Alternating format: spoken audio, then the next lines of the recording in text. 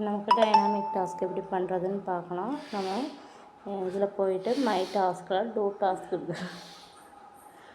Task எடுக்கணும். Two டாஸ்கில் dynamic task click பண்ணணும். அதில் நமக்கு லேர்னில் நிறையா கேட்டகரி செலக்ட் பண்ணி நமக்கு பண்ணுற மாதிரி இருந்தது. அது மாதிரி ஸ்பெல்லிங் அவங்க கொடுத்துருக்காங்க, அதை அப்படியே காப்பி பண்ணுற மாதிரி இருந்தது. இங்கே வந்துட்டு அதோடய ஸ்பெல்லிங்கெலாம் நம்ம படித்ததெல்லாம் ஞாபகம் இருக்கா அப்படின்னு செக் பண்ணுறதுக்கு ஒரு இது தான்.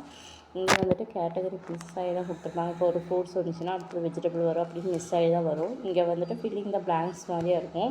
நம்ம அந்த மிஸ்ஸான ஸ்பெல்லிங்லாம் நம்ம எழுதி கொடுக்கணும். இங்கே எல்டர் பெரின்னு வந்திருக்கு.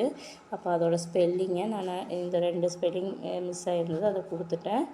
அப்போ சப்மிட்டு கொடுக்கணும். அந்த கீழே டைமர் போகிறதுக்கு முன்னாடி கொடுத்துடணும். அது டைம் அவுட் ஆயிடுச்சு. அப்போ அட்டெம்ப்ட் நெக்ஸ்ட் டாஸ்க்குன்னு கொடுக்குறேன்.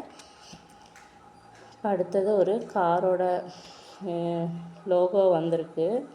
அதோட பிராண்டோட லோகோ வந்திருக்கு. அப்போ இது என்ன காருன்னு இந்த லோகோவை பார்த்து நம்ம அங்கே படிச்சிருப்போம். அப்போ அதோடது வந்துட்டு இங்கே டைம் முடிஞ்சோமே இங்கே ஃபில்லிங் த பாக்ஸ் வரும்போது நம்ம அதை என்ட்ரு பண்ணி கொடுக்கணும். டைமர் கீழே போகும், அந்த 10 செகண்ட் போகும். அது கூட நம்ம வேகமாக என்ட்ரு பண்ணி கொடுக்கணும். இது லெக்ஸஸ்ன்னு சொல்லிட்டு உள்ளது. நான் வேகமாக அடிச்சிட்டேன். சப்மிட் கொடுத்ததுமே நமக்கு 5லேருந்து 50 பாயிண்ட்ஸ் வரைக்கும் கிடைக்கும். எனக்கு இப்போ 10 பாயிண்ட்ஸ் கிடச்சிருக்கு. இங்கே நிறையா கண்டென்ட் ஆட் பண்ணி வச்சுருப்பாங்க. அப்போ அந்த கண்டென்ட்லாம் முடியும் போது டெம்பரரியாக நமக்கு டைனாமிக் டாஸ்க்கு ஸ்டாப் ஆகும். இங்கே கேட்டகரி செலக்ட் பண்ண முடியாது.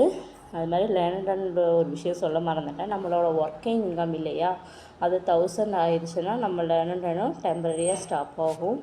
அப்போ இவ்வளோ தான் டைனாமிக் டாஸ்க்கு.